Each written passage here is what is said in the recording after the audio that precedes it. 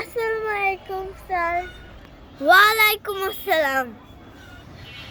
Sir, আপনার তো প্রতি সোমবারে আমাকে পড়াতে ভালো লাগে না, তাহলে চলেন আপনাকে একটা ধাঁধাই ধরা যাক।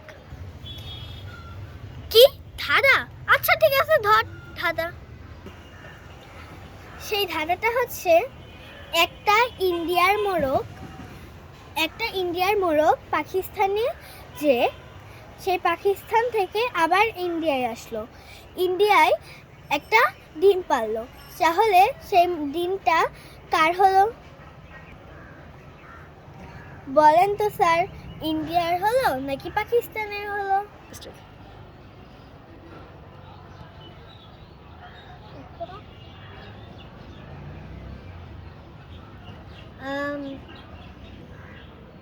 কেন ইন্ডিয়ার?